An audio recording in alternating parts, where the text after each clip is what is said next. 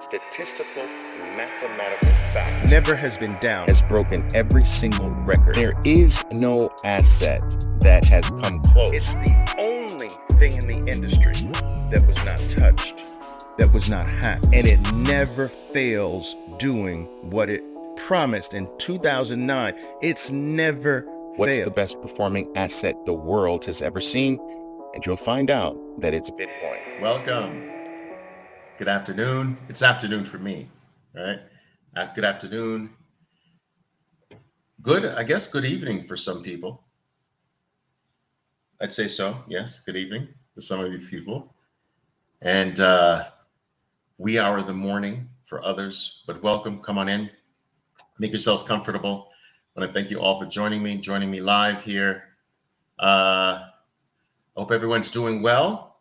Hope you're enjoying the Bitcoin stability and the USD denominated price that we're experiencing here with Bitcoin. Welcome. Come on in, guys. All right.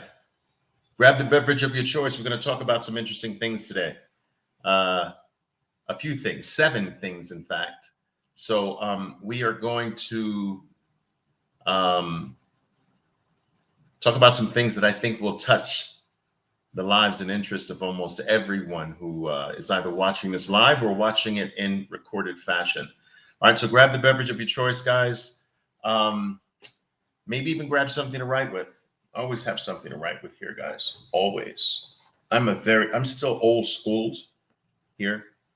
I usually teach my traders to do this as well. I've got journals. I have journals that I keep notes in regarding everything. And I collect things that hit me a certain way. I collect things that give me aha moments. I collect things, and I've done this virtually most of my life, right? I collect things that's hit me a certain way, that's giving me these aha moments, epiphanies, things that have just struck home just the right way. And I review them. I have journals that date back all the way to, 1983, 1982. All the way back, and I keep them. I never throw them away. And all you need is this. Now, I know today, in today's digital world, this can be largely done, right? This can be largely done with your cell phone. I have notes here, and I do use them both, but I'm old school, so something about holding the actual journal and putting pen to paper, that, I don't know, that tactile part of the process means something to me. And that's probably more indicative of the era that I was brought up into. But yeah, so anyway, no matter which way you do it, I think taking some notes can be beneficial. But listen, welcome once again.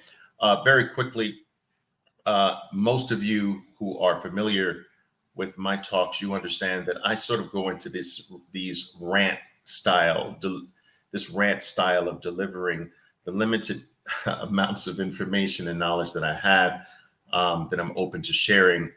But at the same time, I do try to take questions. So your questions are always welcome. Ask them throughout my rant and my talk. Ask them after. If we have some time, I'll take them after. I also try to peruse through the comments after our talk is complete, because not everyone has the privilege of watching the event live. So some of the questions come in after, and sometimes I feel that the presentation's gone too long to actually go into a Q&A segment. So I will try to answer some of the questions that even you asked during the live session afterwards, okay? Keep in mind that every single one of my talks, whether it's in video form or whether it's purely audio in nature, those talks do wind up on my Bitcoin podcast, and I want you to follow that. I want you to follow that. If you find anything I have to say of interest, I'm not everyone's cup of tea, nor do I want to be everyone's cup of tea. So I do understand that. But if you find that anything I have to say of value, you'll probably find a lot more value in some of the prior talks that I've had over the past several um, months here. I want to do this. I want to actually show you this, if I may. So I have. Give me a second here. I have.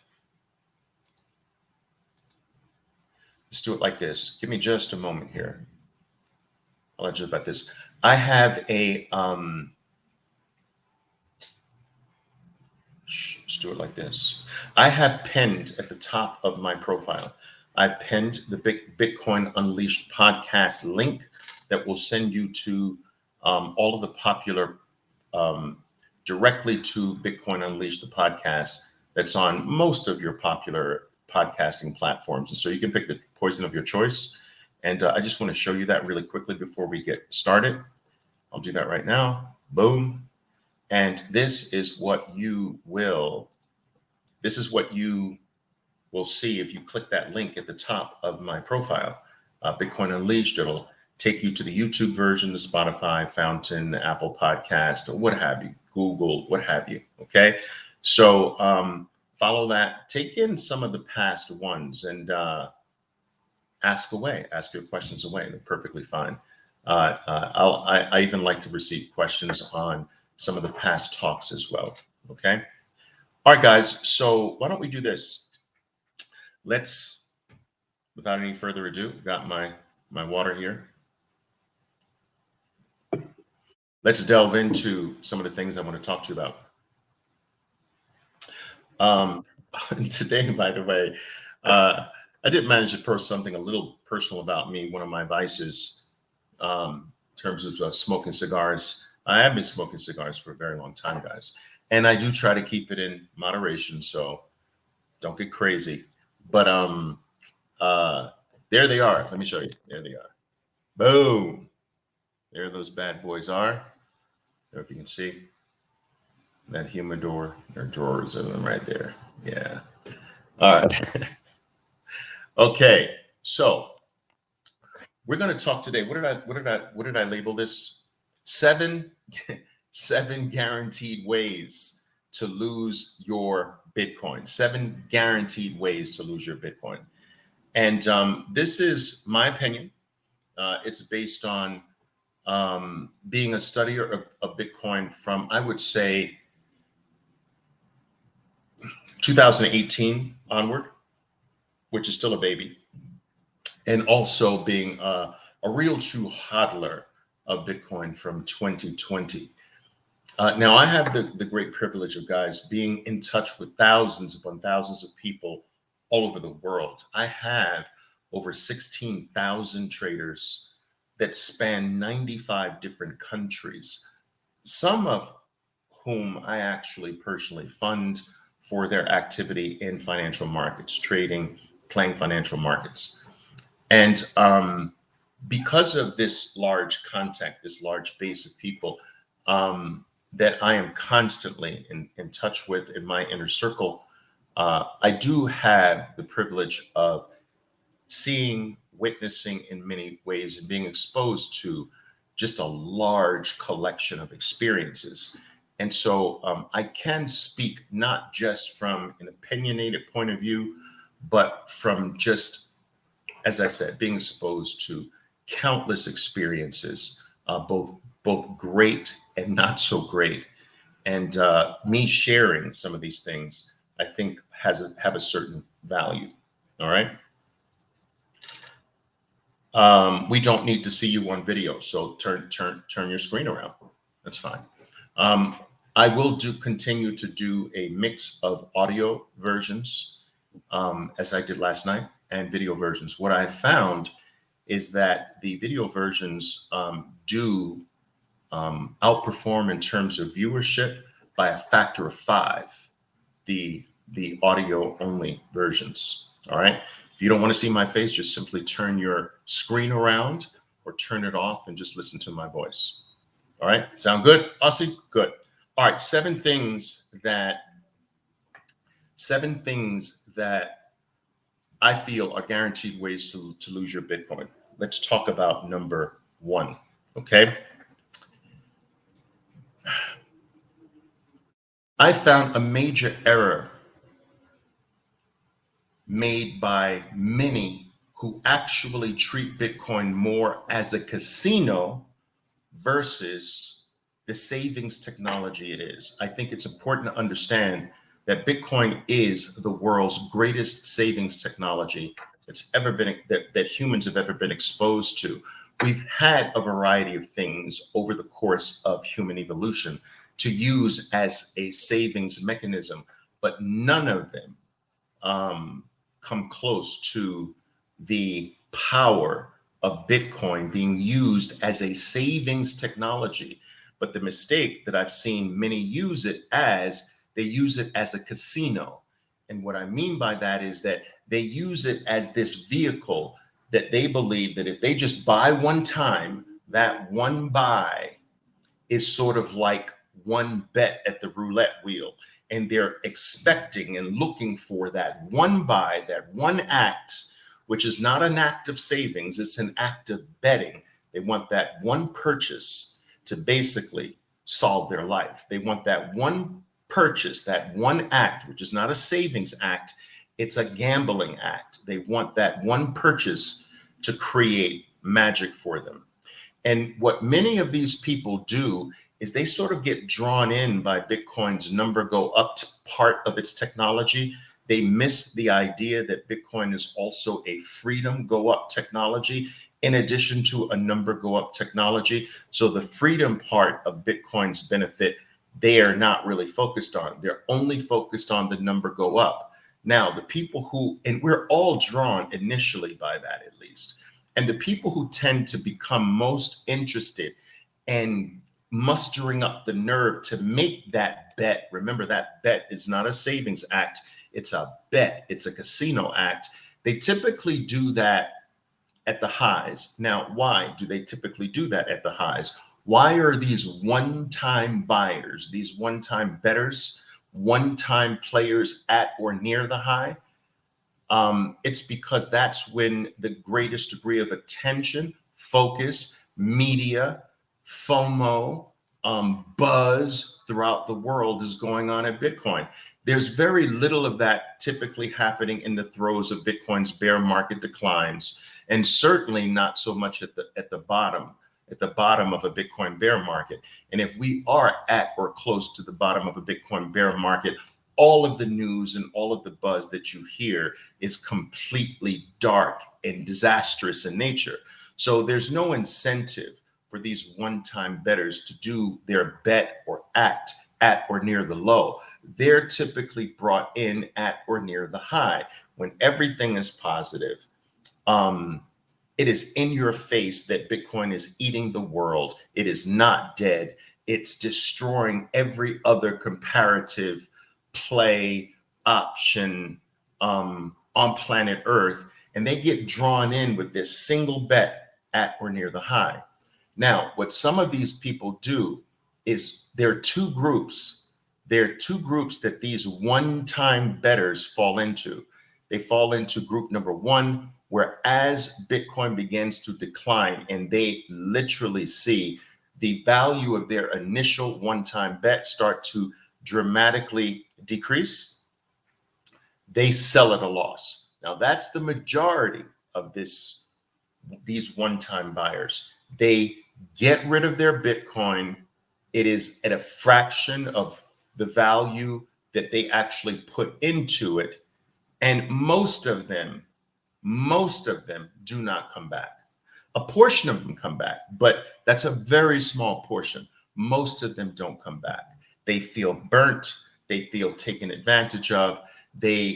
Many of them actually even go on the complete negative side for Bitcoin and become Bitcoin negators. All right. And the problem is that they approached it like a casino. They approached it like they were going to Vegas. They took one amount of money, put it on one specific USD denominated price, and expected that ticket, that lottery ticket, that casino bet, that roulette, that roll of the dice, they expected that to take care of them. This is a disrespect to the the greatest savings technology human beings have ever been exposed to, the hardest money on planet Earth as of April 20th of this year, one of, if not the scarcest assets on planet Earth. It is disrespectful to approach something this special in a gambling type way. And that is a guaranteed way to lose your Bitcoin.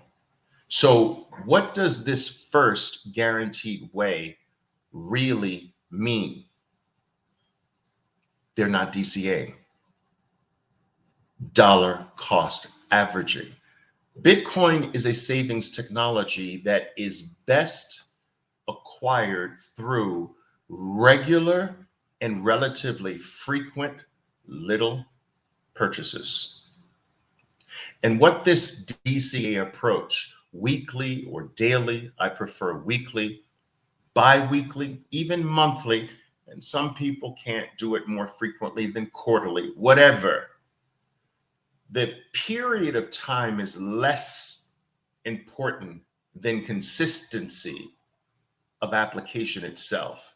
And so whether you decide that you can only do it once every 3 months, or once every month, or once every 2 weeks, or once every week, or once every day, is really not the important part.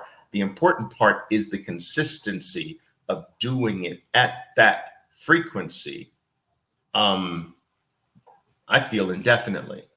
And so they're failing to take advantage of this special asset technology, money, store of value, savings technology through a method that does one thing, and one thing very well.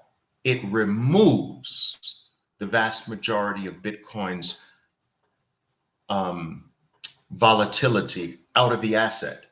If there's one thing that causes people to have pause when it comes to Bitcoin, it is its seeming volatility. Okay, that's a different topic. I believe that Bitcoin is actually not the volatile thing. It's the US dollar's opinion of Bitcoin that's volatile. But that's a talk for another day and another session, right? But what DCA will do is it will even out the volatility and actually bring the volatility down very close to zero. And so by taking one amount at one price and betting on it like it's a freaking roulette roll of the dice, or what have you, they're eliminating the number one benefit that Bitcoin has to offer. It is mathematically designed to increase one's value, increase one's wealth, improve upon who they are and what they have every 4 years. But you're not going to get that benefit with one roll of the dice, one amount, one price. You can't do it that way. All right. And so that's a guaranteed way to lose your Bitcoin. I don't think I went to part 2 of that. So the people who apply this one-time, one price roulette wheel type entry into Bitcoin, they lose their Bitcoin in one of 2 ways. The one way, which is what I explained, is the majority sell at a loss. The second group will hold on for dear life through stubbornness and through ego, in most cases, through this desire. I'm not going to lose. I'm going to just hold on and see if this thing comes back. And when Bitcoin does eventually come back, they sell out when they're at or near break even, which is the worst freaking time to lose your Bitcoin. The worst time to lose your Bitcoin is when it comes back for you. That's the worst time, because every single time in Bitcoin's life, when it's come back for you, it has superseded that exponentially. And so by letting go of your Bitcoin just because from a USD denominated basis, you are break even is the absolutely statistically stupid thing to do. There is not one single instance in the last 15 years, Bitcoin's entire life, where when it has come back for you, it has not exponentially superseded your break-even price. Now, to touch upon this DCA approach once again, all right, is every single time you are purchasing Bitcoin lower than your last purchase, you are lowering your entry price. So if one were to buy $100 worth of Bitcoin at $60 and then buy another $100 at $30, they're literally brought their initial entry price from $60 and they brought it down by 50% between 30 and 60. And we know what that is, that they brought their entry price down to $45. Through DCA, you alter your entry price. You change your average price, which can be construed as your actual entry price. And each time you do this, you're lowering your entry price. You're lowering your average cost into Bitcoin, setting up Bitcoin to not have to work as hard to throw you into profitable territory. Now, what is unique about this is that there are many assets that serve as a store of value, like real estate, that do not offer the ability to dollar cost average into them. How do you dollar cost average into a farm or a $5 million mansion? You just simply can't. Or the average price of the average home in the United States, which is close to $400,000 today. You can't dollar cost average into a piece of property, but Bitcoin is a property that you can actually dollar cost average in. It's a huge benefit that a lot of people still are not utilizing. And it's the number one reason, that's why I made it number one, why people lose their Bitcoin. They're playing this savings technology as a casino, and it doesn't work. It's a guaranteed way of losing your Bitcoin. All right. I appreciate that. Thank you, Herbert. Thanks, Oliver, for BTC education. Awesome. All right. Yes. Michael is saying here that they also have a high time preference, which is another way of saying they're very short-term oriented. And yes, that's just another way of saying they're not approaching Bitcoin they're not approaching it for what it is. It is a savings technology. When you save, it's a constant, non-stop thing. It's not a one-time thing, you know?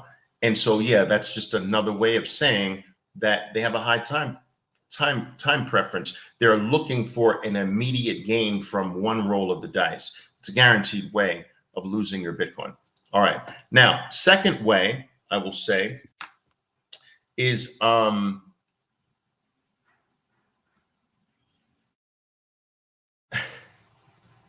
second way is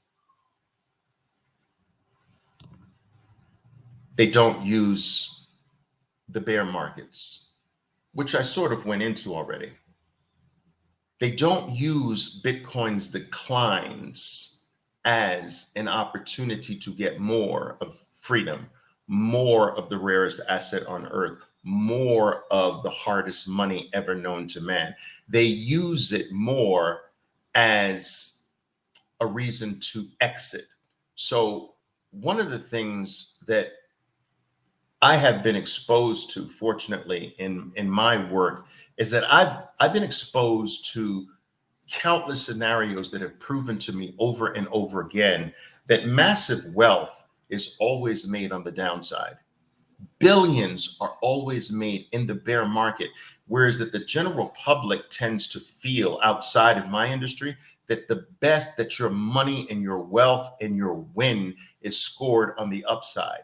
Very little of your wealth. Very little of your gain is made on the upside. Massive wealth in financial markets, Bitcoin included, is made in the bear markets on the way down. It's what you've done on the way down that dictates what the up move will do.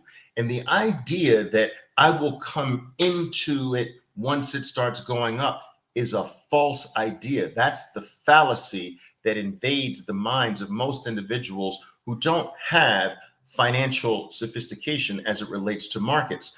On the way up, markets are running away from you. On the way down, they're coming to you.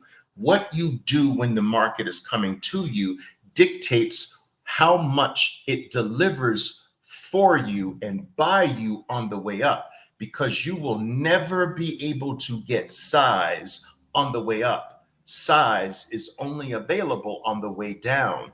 Opportunity is at its greatest during a Bitcoin bear market. Most people have this idea that I'm going to sidestep the bear market and wait for the bull market. Whenever I hear someone do that, say that, and insinuate that that's what they're going to do, I know I'm dealing with a financial novice, a nitwit for the most part, who simply doesn't understand that you make your money on the way down, not on the way up. Your asset is running away from you on the way up instead of pulling you on the way up.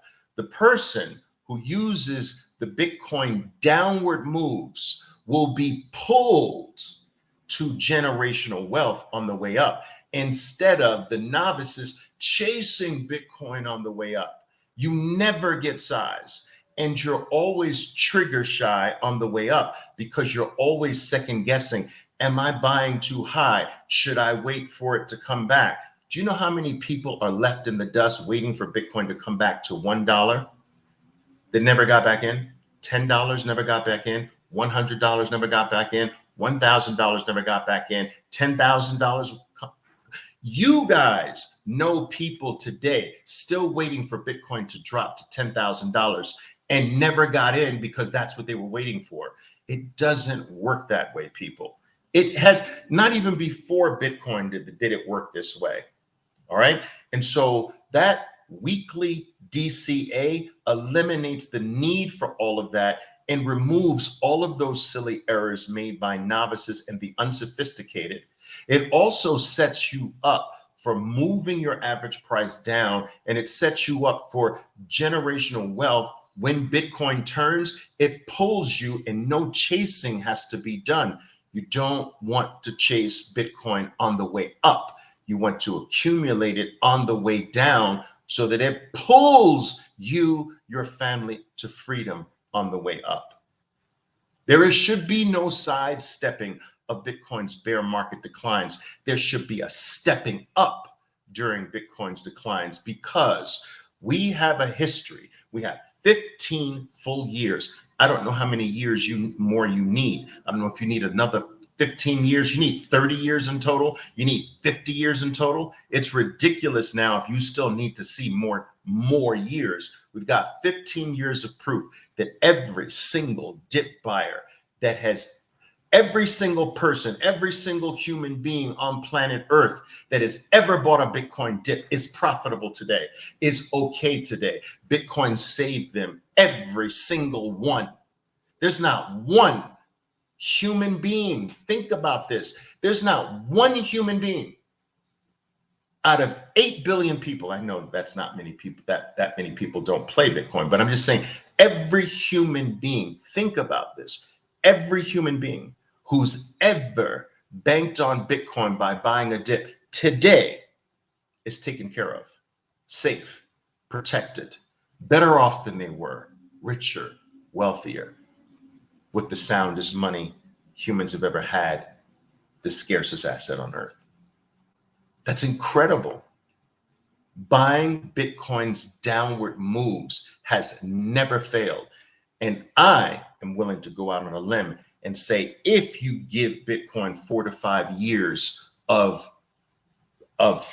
faith and conviction, it will never fail you for the rest of your life, for the lives of your children, because it is mathematically designed to become scarcer and its issuance rate gets cut in half every 4 years, which is a mathematical certainty that guarantees that all the existing Bitcoin in existence at the time of the halving instantly become more valuable. When you cut the flow of new supply in half, it means that the asset has become harder. The harder an asset becomes, the more valuable the asset is. And every 4 years, it is mathematically designed to become harder, therefore more valuable, therefore more scarce. And this is a mathematical guarantee that you can only win every 4 years of your life, all the way to 2140, long after you'll be on this planet. And so the second way you are going to lose all of your Bitcoin, statistically speaking, is not utilizing the bear markets, trying to sidestep them, trying to escape them, trying to sell out of Bitcoin on the sidelines to go back in. That has never worked. Some people have gotten lucky with it, but it doesn't work consistently. Not with Bitcoin, it doesn't. No sidestepping the bear. Stepping up in the bear is how generational wealth is made with this asset. Okay? What's another way? Selling your Bitcoin for a gain. Now, I know this is going to rattle the cages of a lot of people out there who have plans, solid plans today, right now.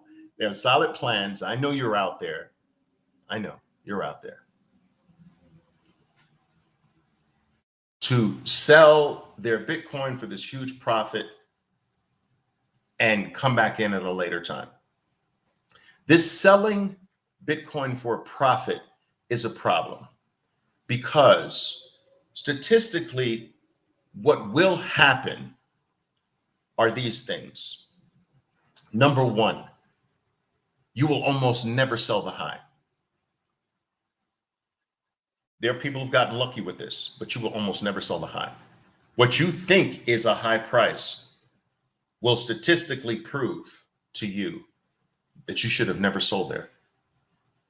This has been the experience. Guys, I've read almost every single thing a person has ever written about Bitcoin on a Bitcoin forum all the way back to 2010. And in some cases, 2009. I've tried to read every word, every sentence, every post, every tweet. Do you understand?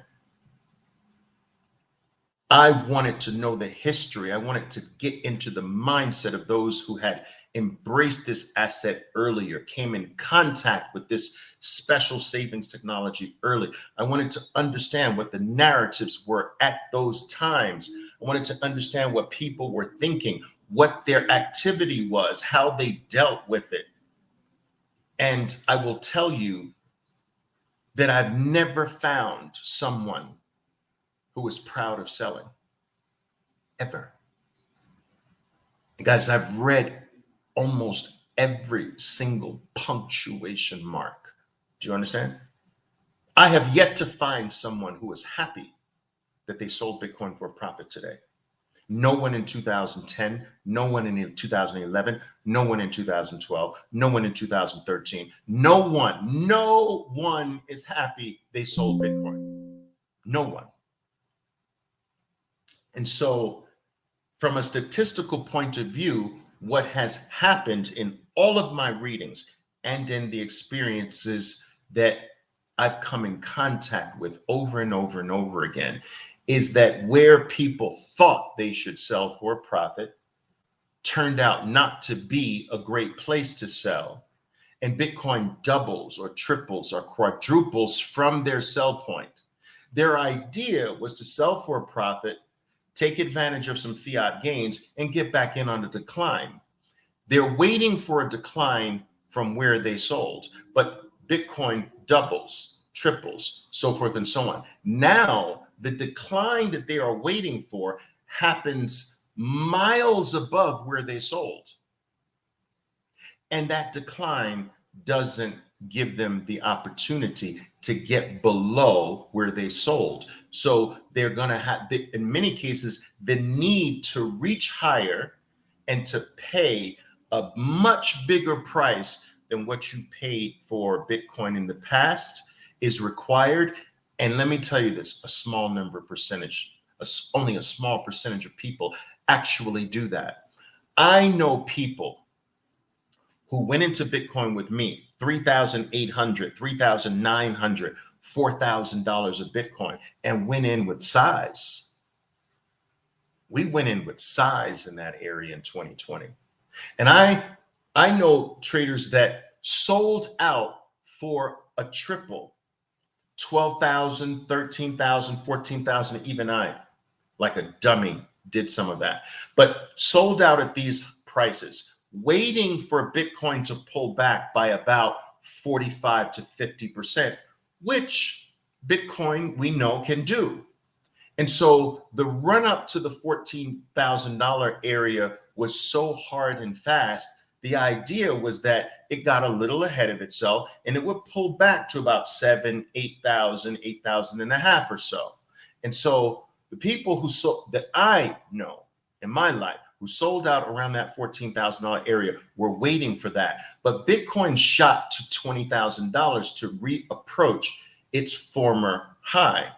Now, they're faced with this issue. They sold out at 14. It's now close to $20,000. What do? Do they bite the bullet? And now remember, their entry price is around 4,000. So think of how much more expensive. They're thinking 4,000. I've got to reach up now and buy a fraction of what I had at 20,000. Now I'm going to wait for it to pull back. Maybe I can get it back to 14,000 where I let it go. Waiting for it to come back, Bitcoin pulled back to about 16,000 and change and rocketed it straight to $28,000. Now they're faced, they were waiting at 7,000. Then they raised their waiting spot to 14,000, which never got there. Now it's at 28. Now what do? These people today do not have Bitcoin. It's at 70,000.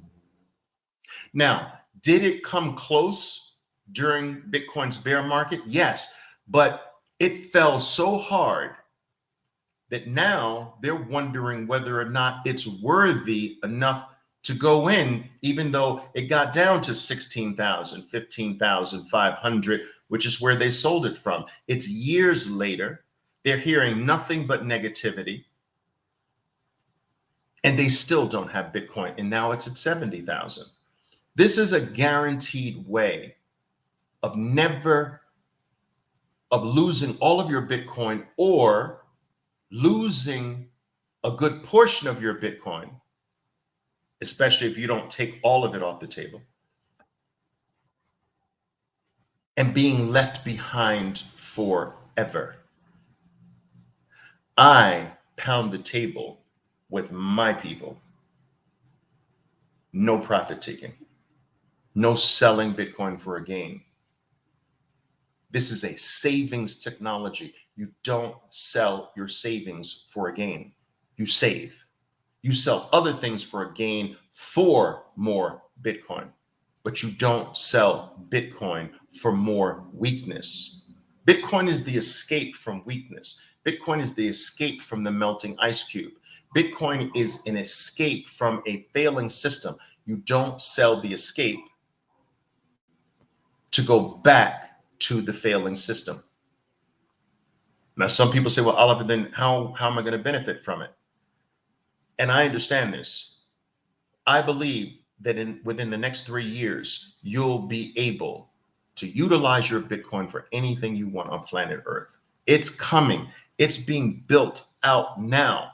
Even now, you can borrow against your Bitcoin to this very day. But those opportunities, those services built on this new base layer of money, they're coming and they're going to proliferate.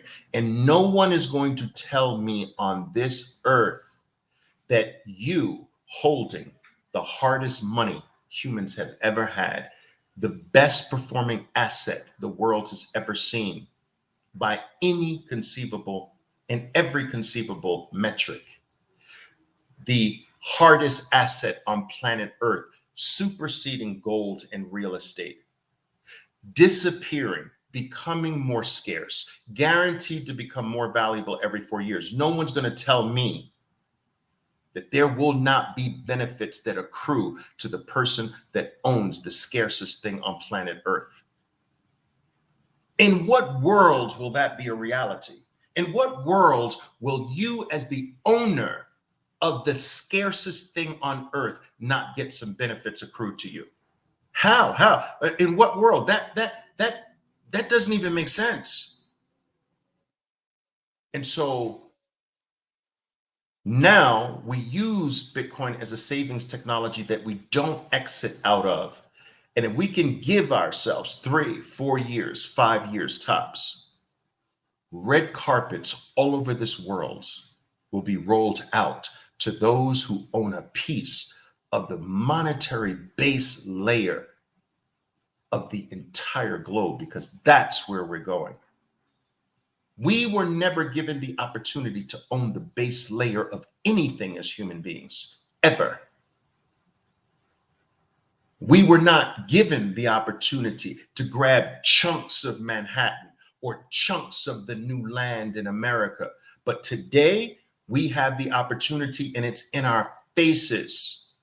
We didn't have the opportunity to own a piece of the internet, and the internet birthed the world's first $1 trillion assets. It brought in Amazon into existence. It brought a Google into existence. It brought NVIDIA into existence, and on and on and on and on.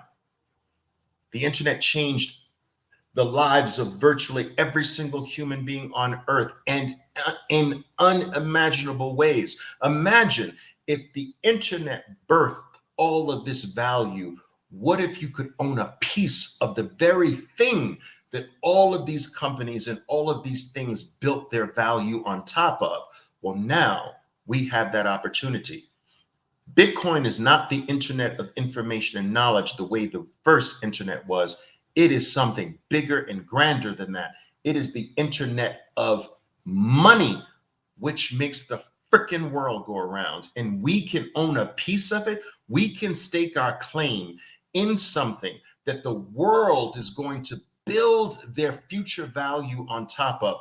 It is going to birth the world's next 10, 20, 50 trillion dollar operations, companies, and countries.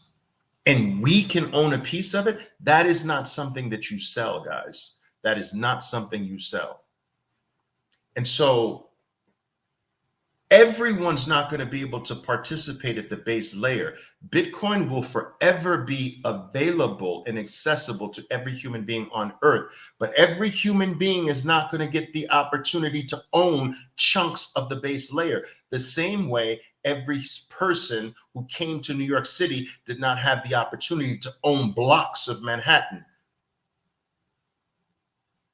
But we can own blocks of Bitcoin today. Something that is clearly setting itself up as the financial base, the future financial base layer of the world. All right. Spot on analysis. I appreciate that sophisticated one. All right. So I try my very best to get people to understand that Bitcoin should be looked at as your unit of account now. We've had a faulty unit of account. Our unit of accounts have been the US dollar, the Argentinian peso, the Japanese yen, the euro, the Turkish lira, the Chinese renminbi. All of these things are failing.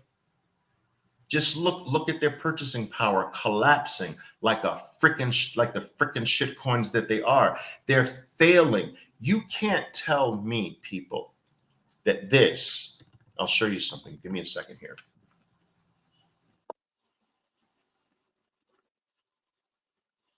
I'll show you something here. You can't tell me that this is the picture What am I doing? Ah.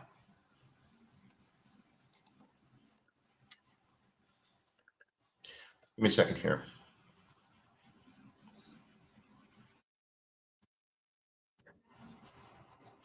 You cannot tell me that this is the picture of success. Take a look at this. Smoke on this. Check this out. How can you tell me that this is the picture of success? I'll wait. I will wait. Let's go here. How? Did I do this right? Ah, give me a second here. I gotta blow it up here.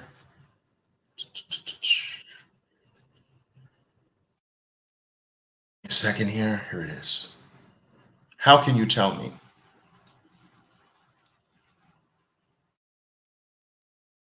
me a second. It's a little cumbersome to do this here on the fly, but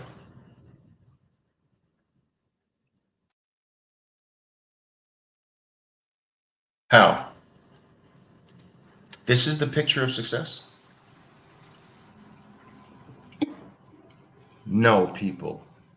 This is the picture of a freaking failing system that you are being sold on is not failing.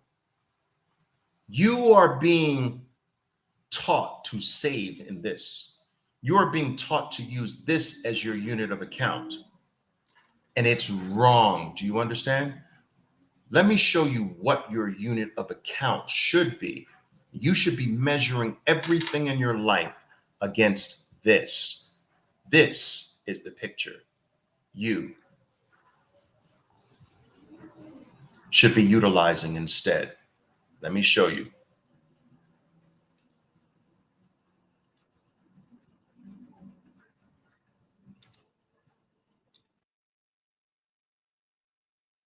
That's the standard. That is what you should be saving in. That is what you should be earning the weak and putting it into the strong. You should be earning the first picture. You're forced to earn the first picture by no choice of your own, and you should be putting it here. Do you understand? But you are taught to put everything into the wrong picture. Do you understand? You're taught to convert everything to the failing picture. You're taught to sell, get out of your trade to put it into the failing picture. Sell your property to put it into the failing picture. You're taught to, oh, Bitcoin is giving you a gain. Sell your Bitcoin to go back to the failing picture instead of the reverse. Sell your trade in NVIDIA to put into the strong. Save there, save into this picture. Trade your bullshit, and when you win, you put it there. Sell your property, and when you get the gains, you put it there. Trade your time with your employer, and when you get it, you put it there. You don't put it into the wrong picture. Not today. Not if you have half of a brain today. All right? The cat is out of the bag. I'm sorry. This is not the picture that you put your life in. Do you understand what I'm saying? You don't put your life in this picture. This is not the savings technology that you're supposed to be using today. Bitcoin has come to liberate us from this picture. Bitcoin has come to free us from being trapped right there. We're under, by no choice of our own, everything I put in here starts going down in value every single second I hold it there. Do you understand what I'm saying? Somebody say, yes, Oliver, we get it. Just somebody. I just want to see somebody type that. Oliver, we get it. Anybody. Please. Guys, excuse the glasses. I have lights here and I get freaking migraines and I stare with the lights in my eyes too long. So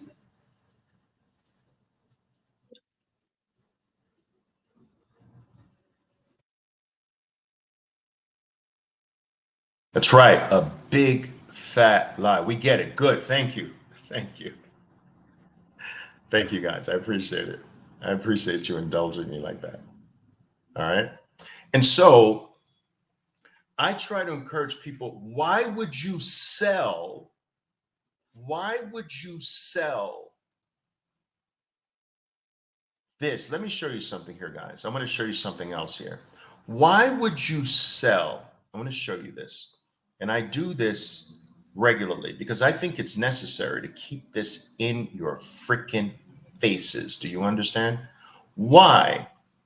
Tell me this. Why would you sell this to go into, let me show you, the dollar?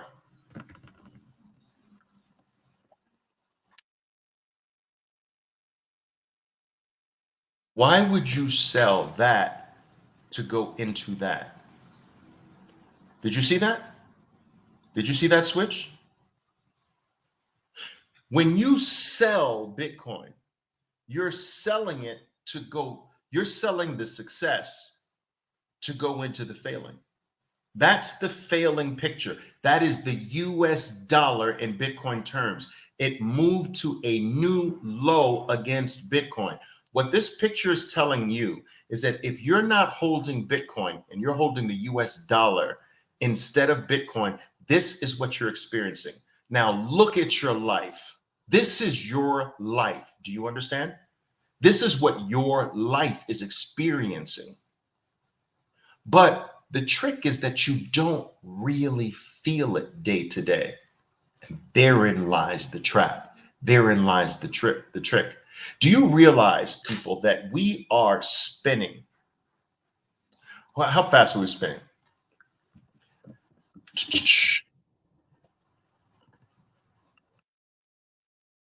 Give me a second. Okay. Do you realize that we are spinning at about 1,000 miles an hour? Think about this. 1,000 miles per hour. The earth is spinning. Do you feel it? Just because you don't feel it doesn't mean it's not happening. Do you understand me? Just because you don't feel your life declining that way, your value, this is your future. It's the future of you, your family, your kids, and their kids. And it will never stop. Fiat currencies have no bottom. Do you understand? And it's the reason why Bitcoin has no top.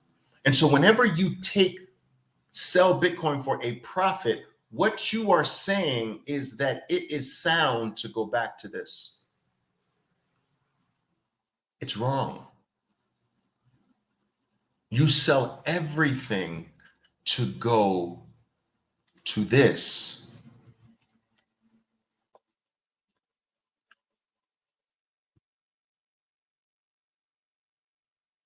There it is. Oh, that's not it. That's not it. Let me get it for you. You sell everything to go back here. Get it straight. You sell into this. You take profits into this. You save in this. You DCA into this. And you grab as many chunks of what will become the base layer of value for planet Earth. You grab as many chunks as you possibly can. There are going to be people, billions of people born after today, right? Billions. What is the estimated population of Earth?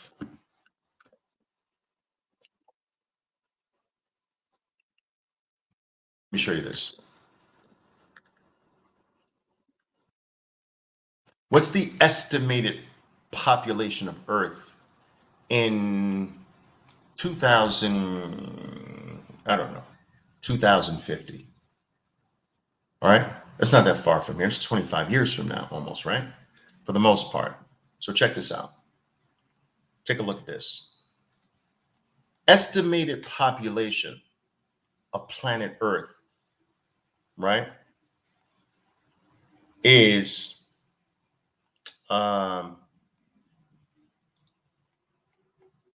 that's right. It says, see it that way, it's ridiculous. It is ridiculous.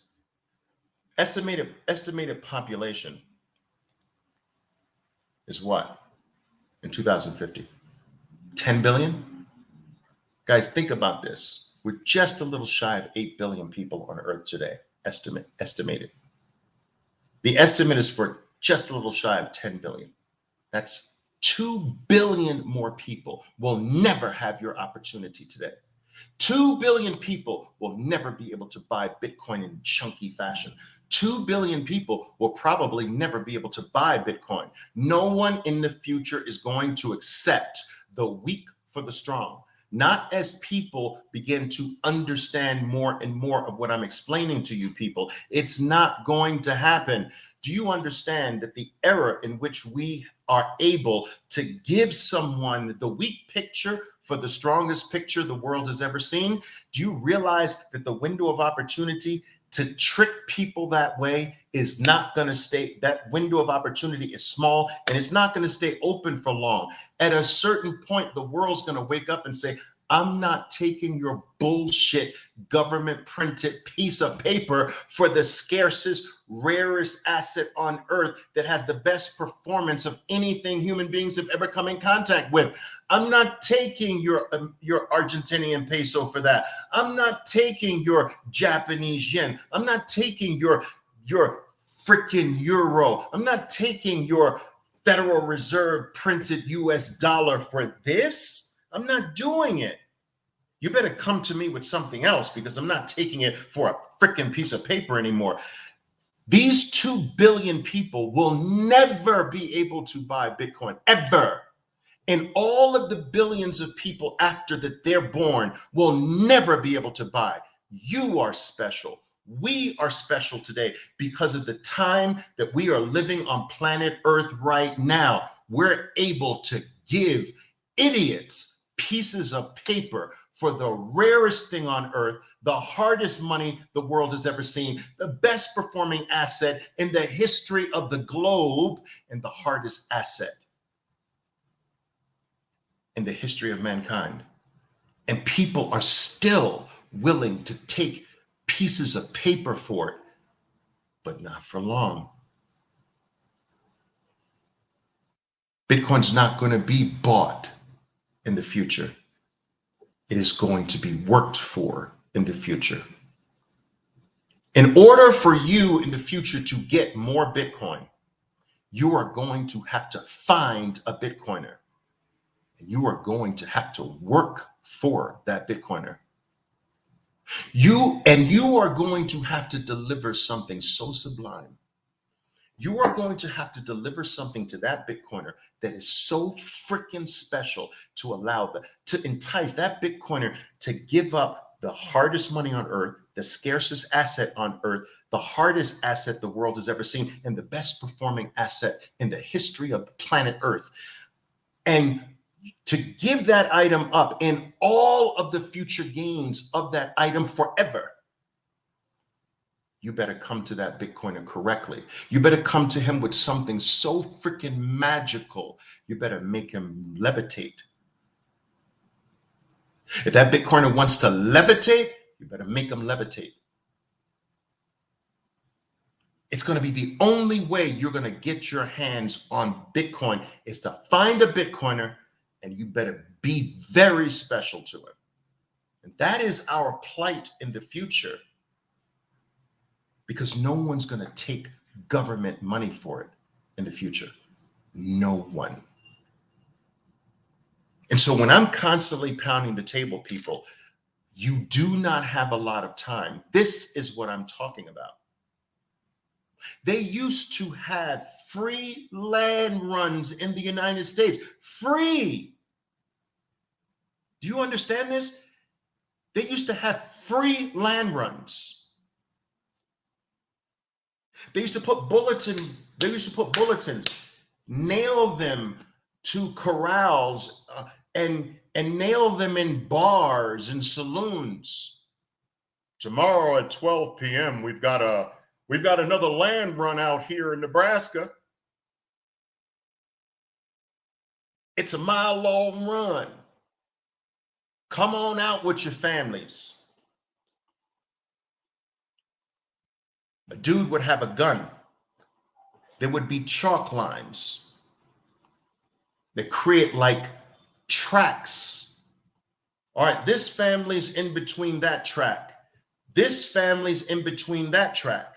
This family's between that track, like a freaking Olympic race, right? Everyone would line up at the starting line. The rules were, when I shoot this gun, the families run. You stay inside the track lines. And when I shoot the gun again, you stop. You take this freaking wooden stake when I shoot the gun again, and you stake your claim. And from the starting line to where you staked your claim, that's where that term comes in. That's where that term was created. Stake your claim was from the free land runs in the United States, free. And these families staked their claim, and all of the land between the chalk lines, from the starting point, from the point where they staked, fat people got less, leaner people got more. It's just the way it is. But the land was free. In 2010, people were giving away free Bitcoin. There was something called the Bitcoin faucet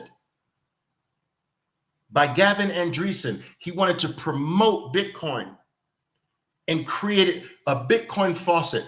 All you had to do was to show up to this website. You had to insert an email address and a receive address. You had to solve a CAPTCHA just to make sure that you weren't a bot. Like, you know, the CAPTCHAs that say, is this a capital C, a little c, a star, the number 1, like that. You had to solve a CAPTCHA to make sure that you weren't a bot to cheat the system. And if you did that, boom, your receive address, 50 Bitcoin, 50, free, land runs, line up, stand on this line, boom, run. Boom, stake your claim. People were able to stake 50 Bitcoin stakes for free. That era is not here today, but you can still stake your claim. You have to give up some value. You got to give up bullshit paper today. And you have to get it from another stupid Bitcoiner. Do you realize that you cannot get Bitcoin today unless it comes from an existing Bitcoiner? And any Bitcoiner who is allowing their Bitcoin to be bought by you, they're a freaking idiot. They have no idea what they possess. They're looking at this like it's something, like it's another item to buy for $1 and sell for $2. They are disrespecting the rarest thing human beings have ever come in contact with. And on my watch, I'm just not going to let you do that. I'm not going to let you do that.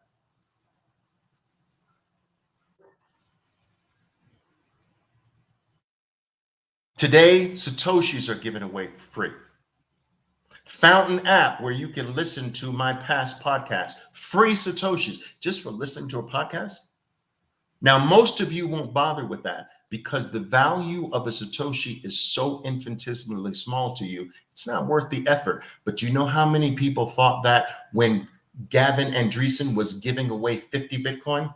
So I'm going to do that. The value of 50 Bitcoin was so infinitesimally small. Why bother? Mistake. Mistake, people. You are disrespecting Satoshis the same way that your human brothers and sisters disrespected 50 Bitcoin in the past. And one full Bitcoin in the past. I saw contests where 5th place in a contest was 100 Bitcoin. 5th place. And first prize was $250. $250 first prize, 5th prize, 100 Bitcoin. They disrespected what this thing was. And they will never forget until the day they die. You're going to sell. I know you are. I know I'm speaking to you. You're going to sell the rarest thing human beings have ever had. And guess what? You're going to die with regret. I promise you, people, this is something you never forget. You will die with this on your mind. You will die with Bitcoin on your mind. You will tell stories for the rest of your life of how you had it at a certain price. I promise you this. And guess what? Your family and the very people you love will never let you live it down. You will go down in your family's history as being one of the dumbest people. I'm talking about in the future, as being one of the dumbest people in their entire family bloodline. Because people born in the future will read about how their uncle or their great-grandfather or their grandfather had the ability to buy this. And they're going to be like, but I don't understand. Dad, you mean granddad lived at a time where people actually sold this for pieces of paper? And he didn't buy any for us? Well, yeah, he did, but he sold it. He sold the most valuable thing on earth. That's our family? I am telling you, we do this today with Bitcoin. You sold 10,000 Bitcoin for 2 pizzas with just pepperoni on them? You didn't even get any pineapple or jalapenos or anything? The fuck? We do it today. You don't think it's going to continue? You know how many people say, man, I had 1,600 Bitcoin and I sold out of it and I bought a car. You know what 1,600 Bitcoin is worth today? Do you think those people won't be telling that story until the day they die? You think they won't die with that on their minds? I'm telling you, people, selling this thing to go back to the weak is the worst move you can make from an historical point of view. And I have made it my business to pound the table so hard as to try my best to not allow you to make that mistake. Find another freaking way if you need something else. Find another way.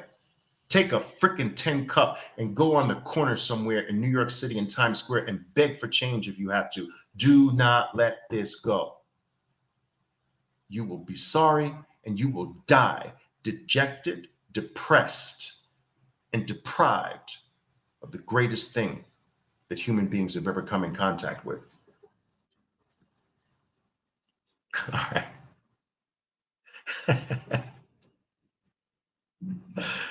This produces chills. I appreciate that. I just hope it's connecting.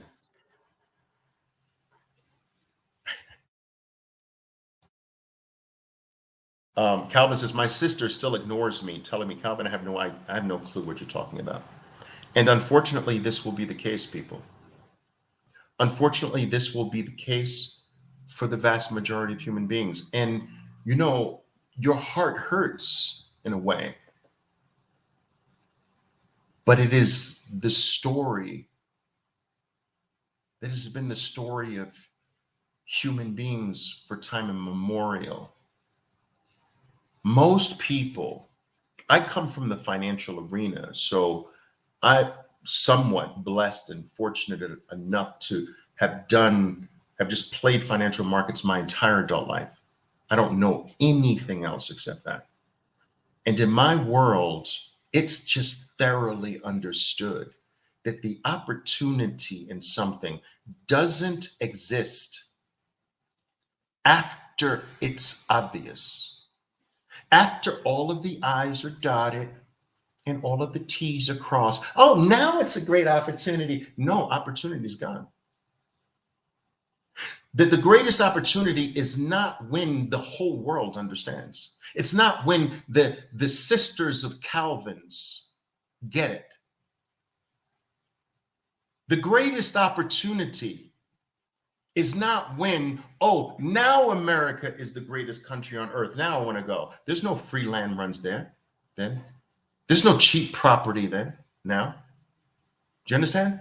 I'm not saying there aren't any benefits. I'm just saying that the land runs where you can take some type of wooden stake and stake a little claim in the ground, in the country, in the protocol. That's not going to be for the vast majority of human beings. The majority of human beings, guys, are going to live off of the Bitcoin dust. Do you understand? You ever remember the movies with the gold dust? The old Westerns where you'd get someone rolling up to the saloon and they'd go into their vest pocket and pull out a leather pouch. Do I have a leather pouch nearby? Pull out a leather pouch. And in this pouch, they had little tiny gold kernels and dust, gold dust. The majority of the world will deal with the Satoshis of Bitcoin, the dust of Bitcoin. When you today can get chunky Bitcoin, you can get Bitcoins. And some of you can't at that level today. I get it. But you can get quarters and halves and eighths and okay, teenies. We used to call them teenies back on Wall Street in the 1980s. Teenies is 1/16. You can get teenies of a Bitcoin today. You can get eighths of a Bitcoin today. You can get quarters of a Bitcoin today. Some of you can get Bitcoins today still. But your kids that are born today will never be able to get a 16th of a Bitcoin. Ever. Their children will barely be able to get their hands on decent amounts of Satoshis.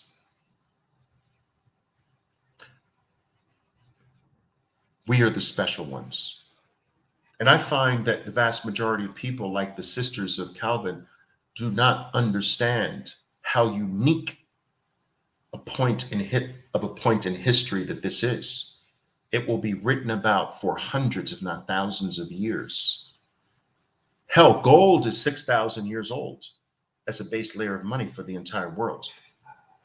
Silver's older, 9,000 years old. Bitcoin's going to take both of them out. Both of them out. Because it's better in every single way, every characteristic, every property is exponentially better than every other money that human beings have ever experimented with, which means that it will be exponentially better than all of those experiences that humans had with them. And it will last longer exponentially than all of those lasted. Gold came the closest and therefore lasted 6,000 years. Well, Bitcoin is better. How many more thousands of years is that going to last? The better always lasts longer, always.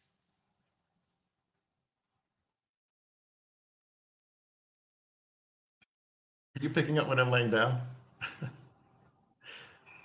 Or am I freaking insane to you? Am I talking like a freaking idiot to you? Some people feel that way. Oliver, I think you've lost you're off your rocker, Oliver. How can you say these things, Oliver? How do you know, Oliver?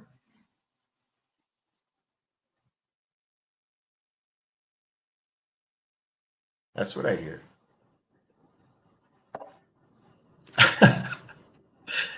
Stacking Stats for Life says, I just got pulled over for being on my phone. I showed the officer you're live and he let me go.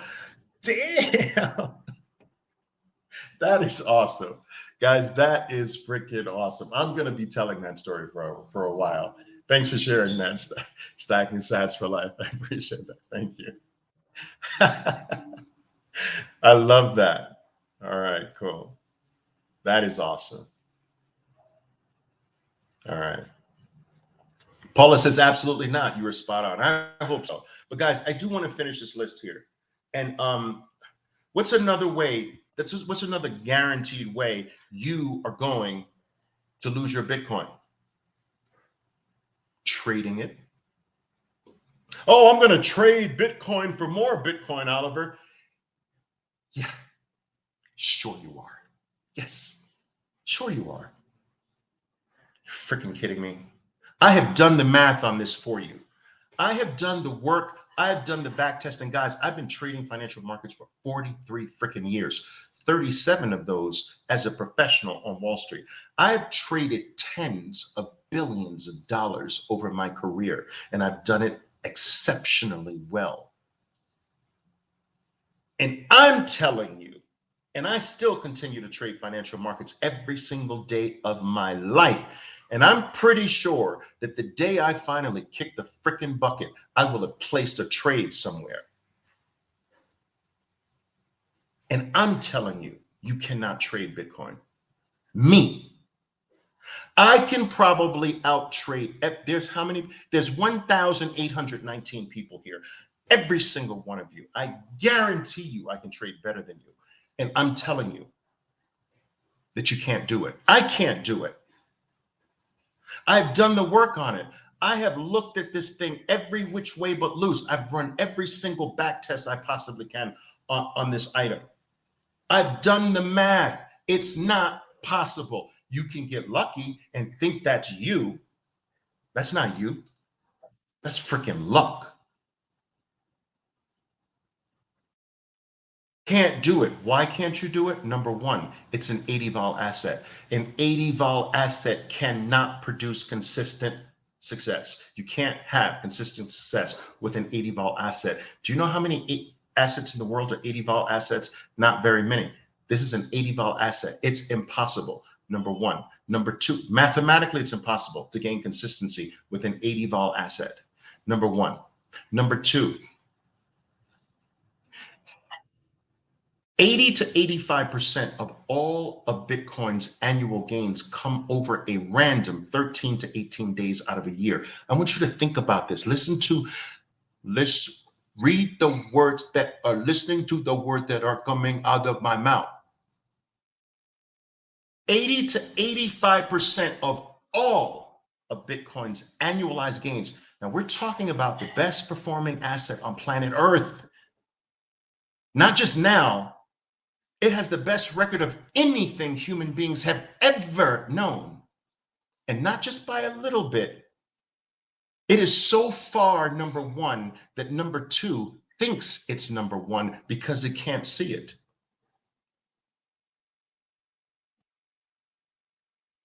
The best performing asset in the history of mankind produces its annualized gains over a random 13 to 18 days a year. How do you freaking trade that? It eats you alive 98.5% of the year. It spends an inordinate amount of time of its life doing nothing. You can trade that? No, you can't. I am telling you, I have shaken this thing upside down, rolled it on its side, looked at it with magnifying glasses from every possible angle. I know how to do this. The math never adds up. You're not going to do it. The only way, there is only one way to trade Bitcoin successfully. Only one. I've only seen this work this way consistently. You can get lucky, but to be consistently accurate, to be consistently a winner trading Bitcoin can only happen one way. And that is to fall asleep at night and freaking dream that you are a successful trader with Bitcoin. But you will have to wake up to your freaking miserable life as a losing trader of Bitcoin in the real world, because it can't be done. The only way is in your dreams. And that is coming from a decorated 4-decade professional trader.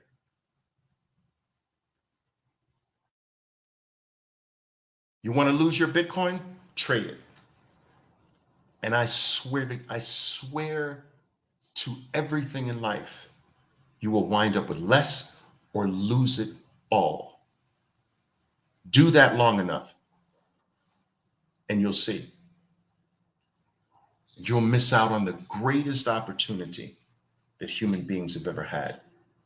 It's not worth it. Bitcoin is freedom. You don't trade freaking freedom, bozos.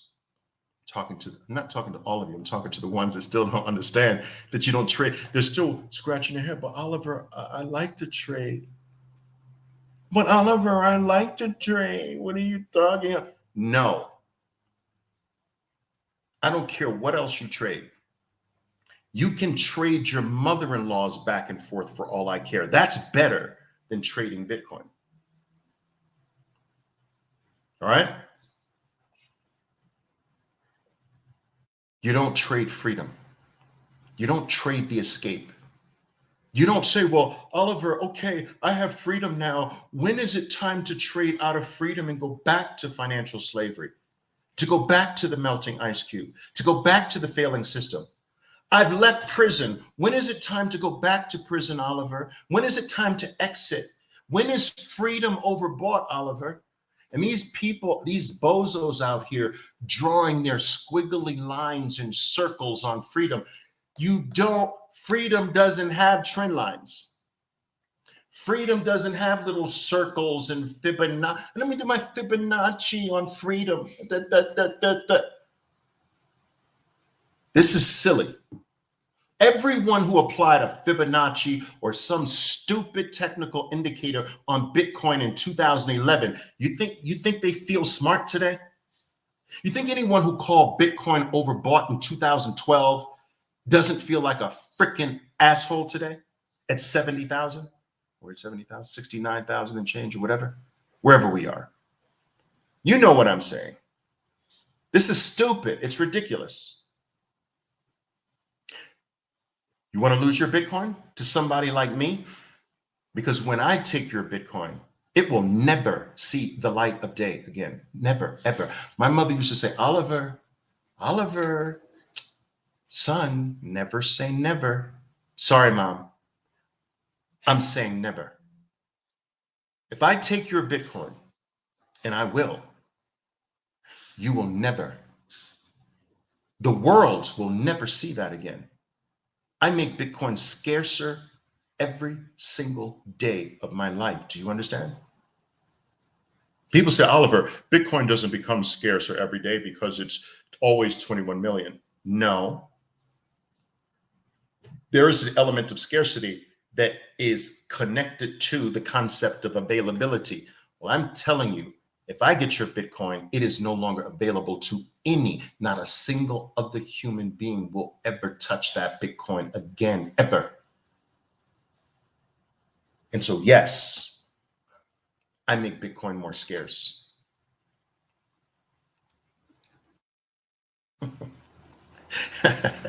Fibonacci on freedom. It's crazy, don't know? Am I right or am I wrong? It's stupid.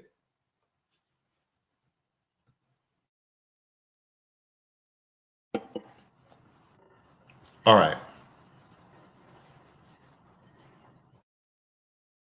Yeah, that is pretty crazy. Straight swag. BTC ETFs in 7 weeks reached inflows that took gold's ETF out in 3 years or so. Imagine the pace. And the inflows haven't even started. The inflows haven't even started. Guys, give me just a moment here. What I'm going to do here, I'm going to put up a chart. My camera is about to go out here. So I want to change. I'm going to put this chart of Bitcoin up here. just in the interim while I change my battery here, if you don't mind. Okay, give me a second here. I just want to, and I do want to finish up these. I want to finish up these things. Give me just a moment. Okay.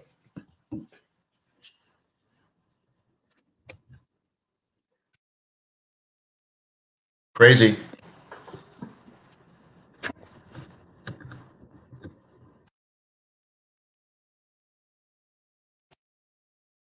All right. I think we are back.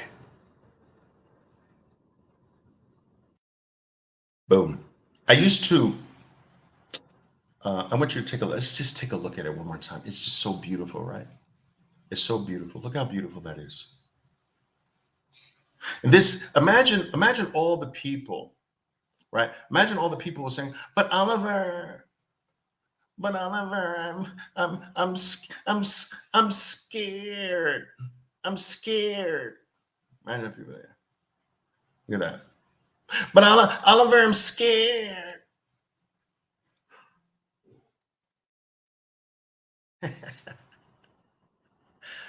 Unreal. It's a beautiful thing, though, isn't it? Isn't that a beautiful thing? That is a freaking beautiful thing. I used to have a. I'm gonna do this. I used to have. Just look at that picture, guys. It's beautiful. I used to have a friend, childhood friend, and he was a stutterer. Had a really bad stutter.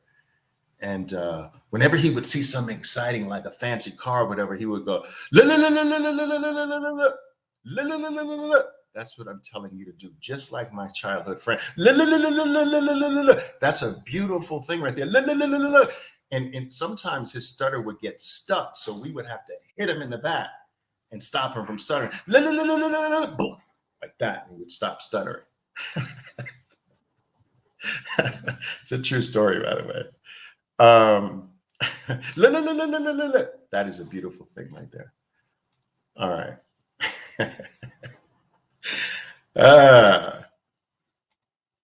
I know I'm crazy, guys.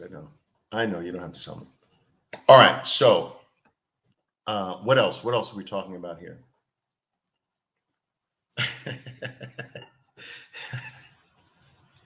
I got a few more things to share with you. How you're going to use your Bitcoin.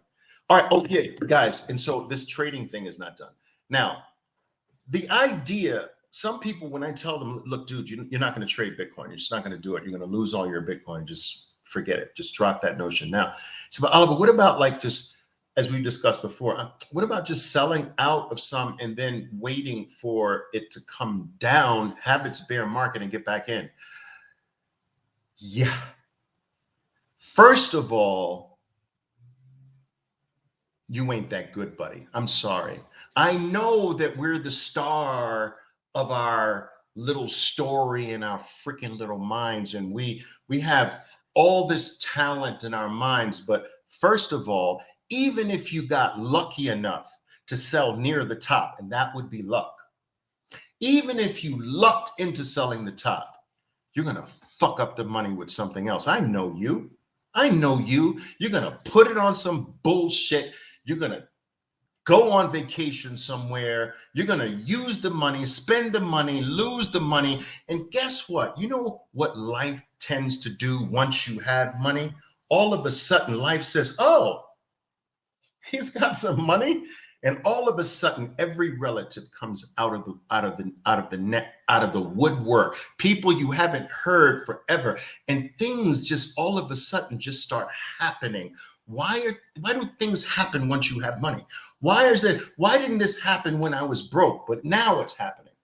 Life is that way. It starts gnawing at you because you have. And I am telling you, you are not going to keep all of that in safekeeping, by the way, for 18 freaking months. And even if you did manage to do that, you probably wouldn't put it in anyway, because you wouldn't know where the low is. All the news is negative. Bitcoin's dead again. There's nothing positive being said, and you'll be trigger shy. Guys, it's not worth it. The wealth is made on the downside. You should be stepping up when it's dropping. Bitcoin has never failed a stepper upper when it's dropping. Never. Not one human being is negative today. Not one human being is negative who stepped up and bought the dip. In 15 years, there's not one human being on earth who has stepped up to the plate, bought the Bitcoin dip, and is not better off today. Not one human being. Think about that. That's very powerful. It always comes back for you and will forevermore. It's mathematically baked into the protocol. For the first time, people, we do have certainty. And this is what garners the distrust that so many people have in Bitcoin. They say it just can't be that certain. It can't be that sure, but it is. The problem is that everything that we were forced, compelled to, or the only things we had a choice of in the past were things that were created by human beings, and the imperfections of human beings, the frailty of human beings is always wrought into the things that human beings create. And so because human beings can't really over time be trusted, nothing that comes from a human being, no asset that comes from a human being can be trusted. It will fail because human beings just fail. This is the first time we have something that is not in the hands of any human being, that cannot be altered by any human beings, cannot be paused, cannot be stopped, cannot be manipulated, cannot be stolen, cannot be confiscated. It is the first asset completely outside of the hands of human beings, not run by human beings, not controlled by human beings, and the only asset that actually employs human beings to work for it and protect it. Can you imagine how amazing that is? That there is only one thing on planet Earth that actually employs human beings. You see, before Bitcoin, human beings only hired human beings. Human beings work for other human beings. Not anymore. Human beings work for something that is not human. Human beings work for something.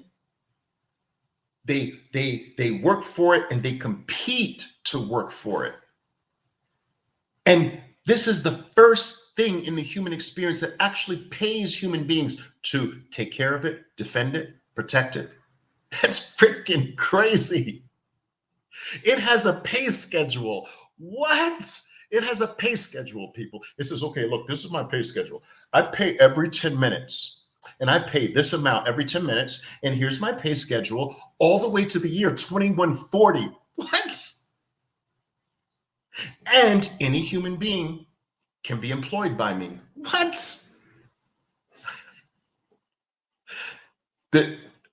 It's mind-boggling.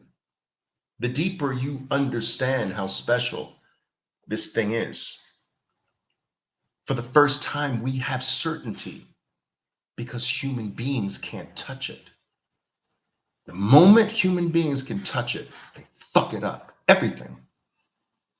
Because they can't touch it, because it's in a realm that can't be tampered with by the human experience, it can be certain. Because Bitcoin at its core, at its essence, is mathematics, and it is mathematics for everyone in an equal format. 1 + 1 = 2 for you and me. It doesn't matter whether you're richer than I am, whether you're black, white, tall, short, fat, skinny, in shape, out of shape, wherever you live, whatever your age is, 1 + 1 = 2. That's the certainty that Bitcoin delivers to us.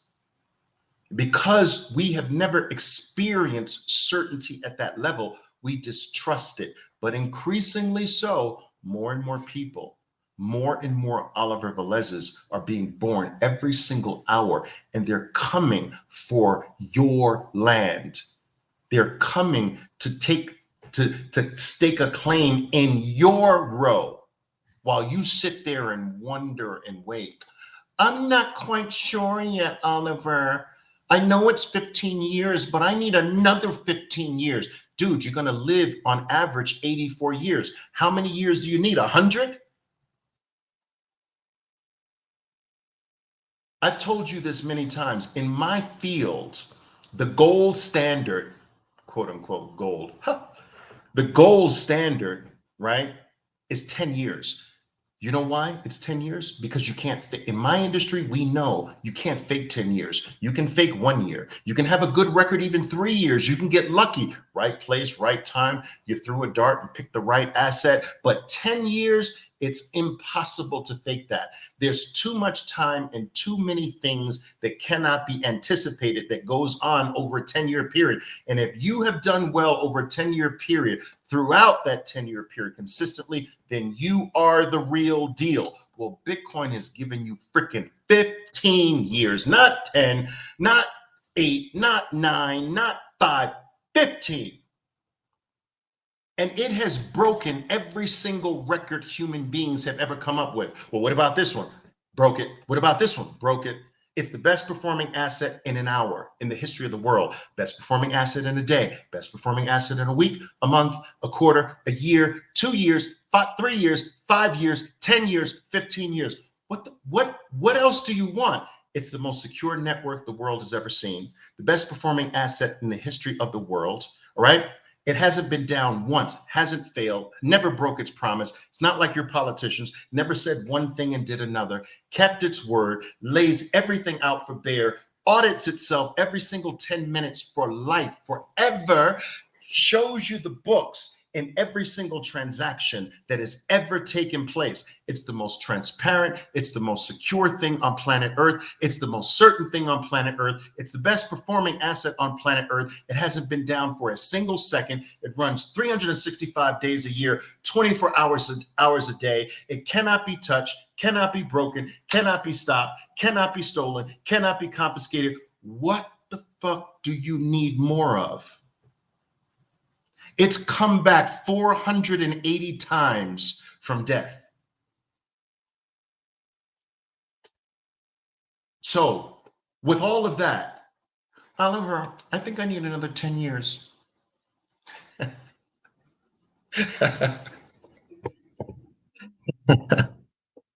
If some old dude I'm old too, guys. So if some old dude, right, my age, 58 years old, right? So I'm 58. So 58-year-old guy, right?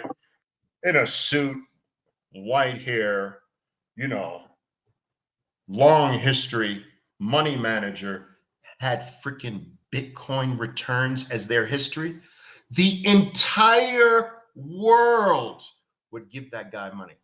The entire world. Every government on earth would give that guy money. Do you understand? If a white dude with white hair and a suit with a financial history with a degree from Harvard Business School or Wharton had the freaking 15-year record that Bitcoin has, the entire world would flock to him. They did to Warren Buffett, didn't they?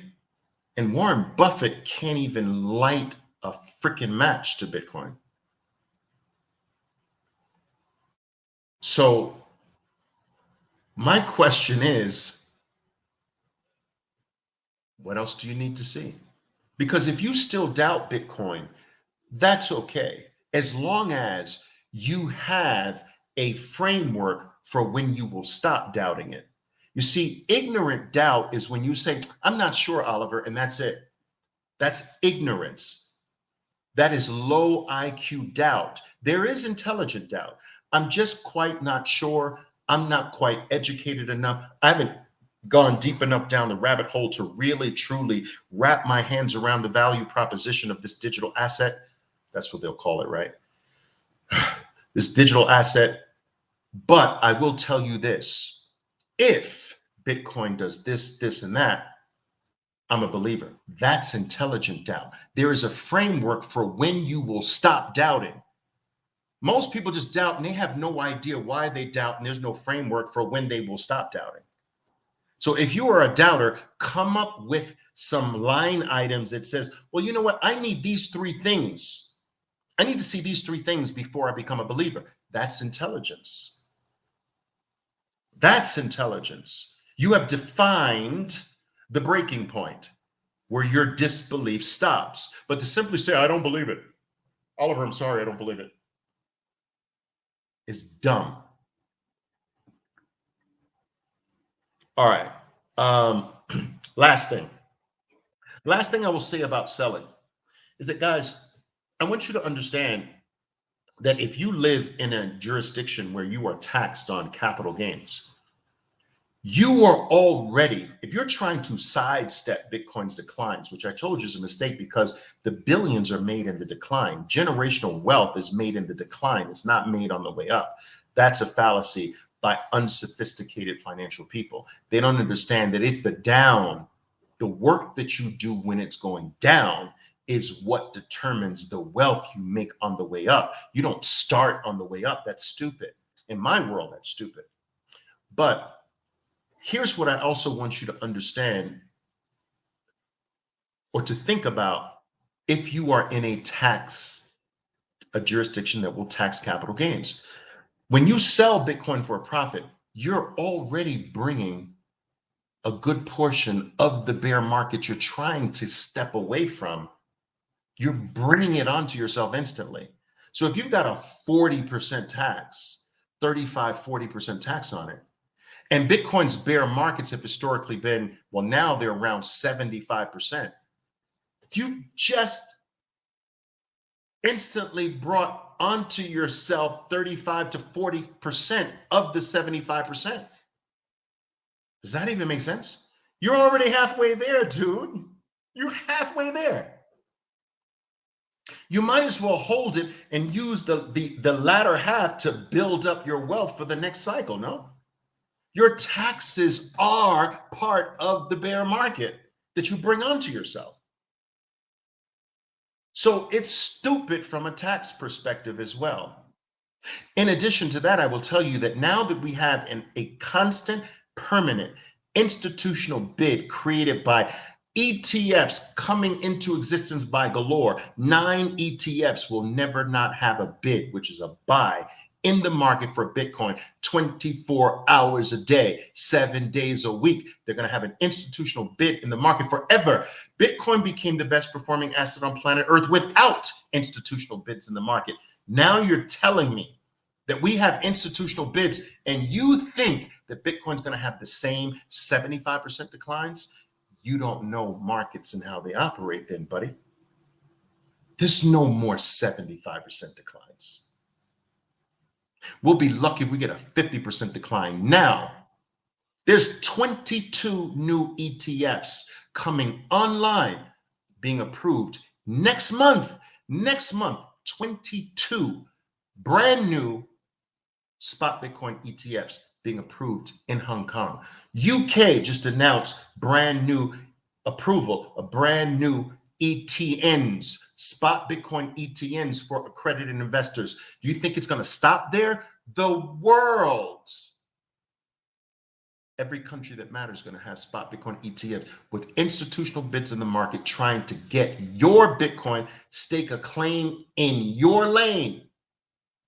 And you think now that there's going to be 75% declines? It's not going to happen, people. So now let's say average decline is 40, 50%. Now you're trying to escape the 40 to 50%, but your taxes are 35%. Dude, just hold it and keep using it as a savings technology. Let the 35 to 40 to 45 to 50% declines in Bitcoin's future make you exponentially wealthier 4 years later. That's how you play this, guys. You use those drops to guarantee a heightened level of wealth, independence, and freedom 4 years from now.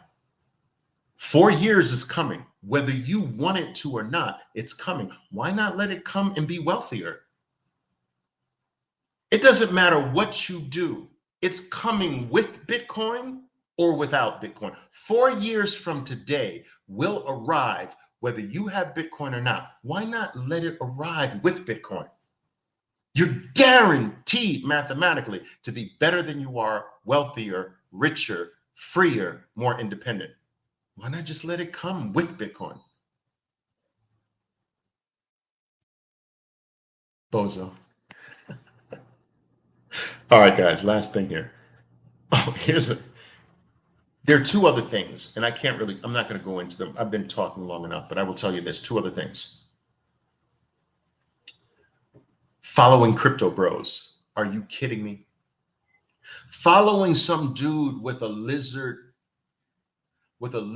or frog avatar.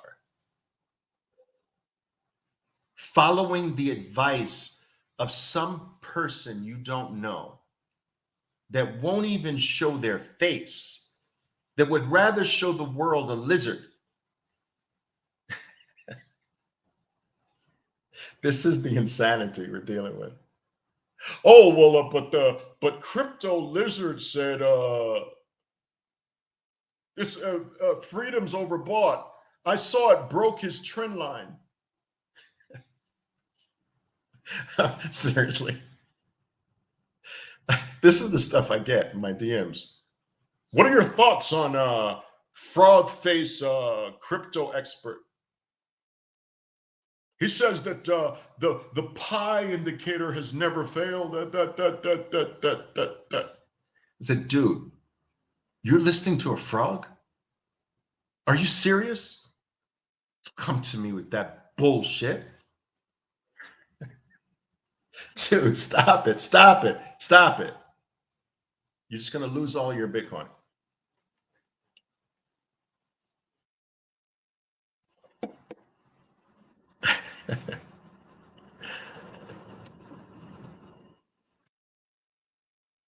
All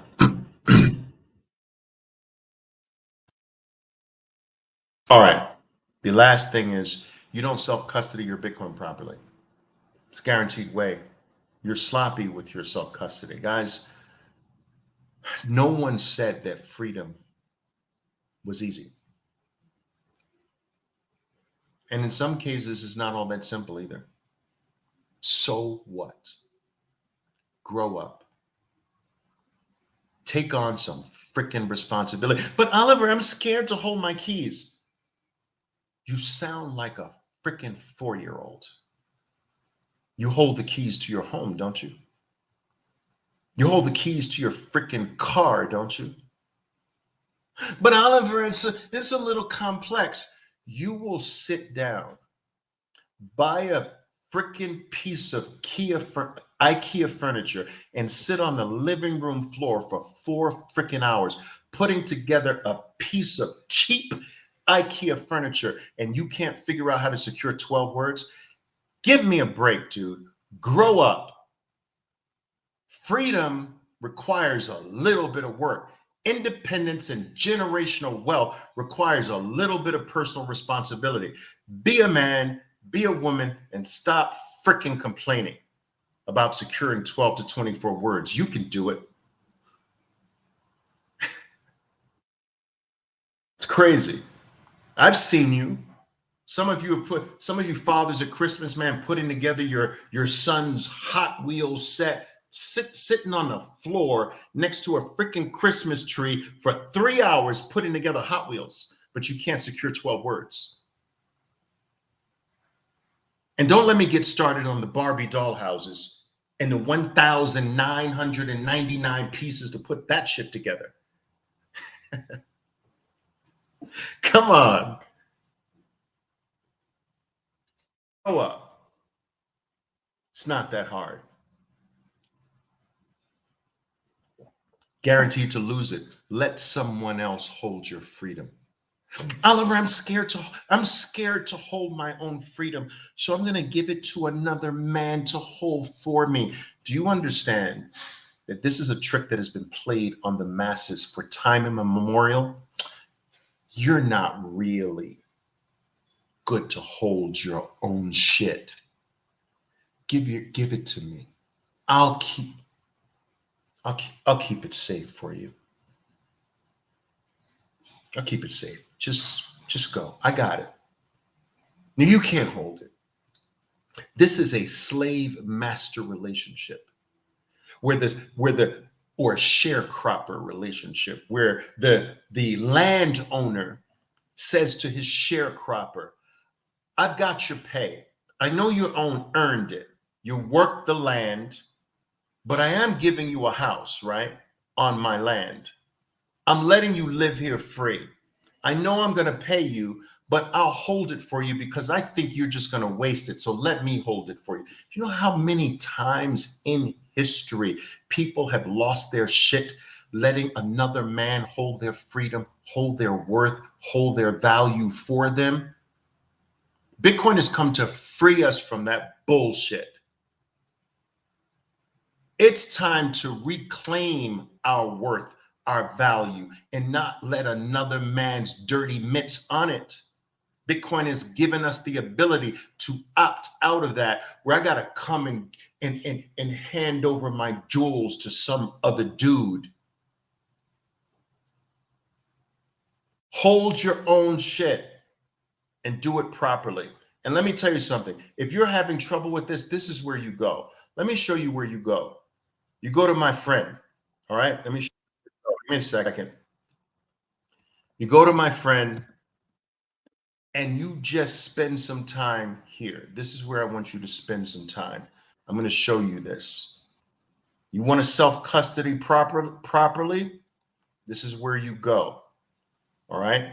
Don't DM me. You just go here. All right. There it is right there. BTC Sessions. Go to that YouTube channel, click subscribe. Make sure you click the bell in the upper right-hand corner, turn all notifications on, and anything self-custody, anything hard wallet, anything 1224 words, anything doing it the right, responsible way, you're going to learn here. That's how I learned it, from this guy. Okay? And you're good. Back above 70.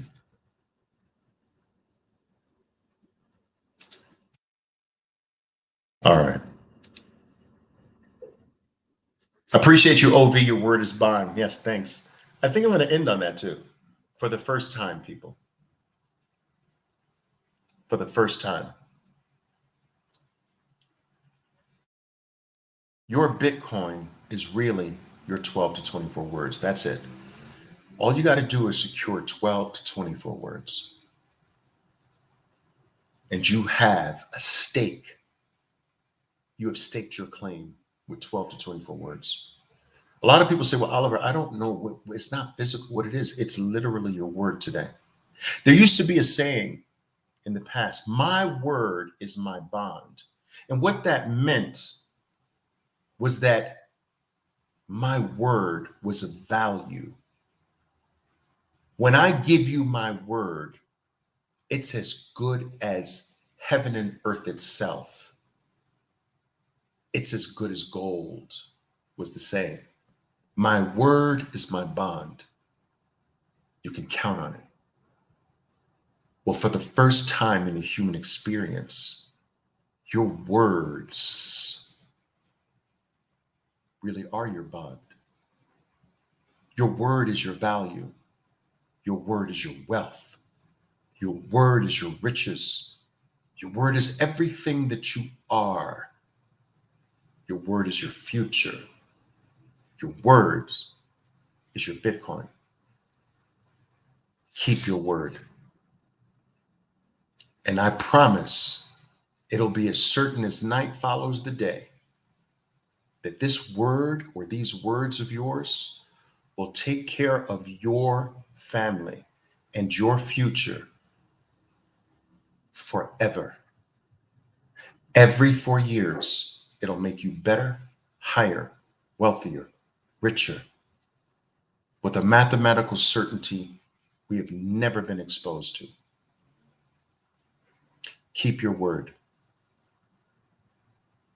And your children's children's children's children will remember your name. All right, guys. Thank you for coming. Wow, 2,302 people. That is very special. Thank you for giving me your time this evening. afternoon, wee hours of the morning, wherever you are in the world. Okay, guys? Remember, all of these things wind up on Bitcoin Unleashed. If you found anything here of value, go there. All right. It's pinned at the top of my profile. Pick the poison of your choice and maybe take in some past episodes. I ask you for absolutely nothing. I don't want your money. I don't need your money. I just want you to look. All right. Just look, guys. Ciao for now. Boom. And another one.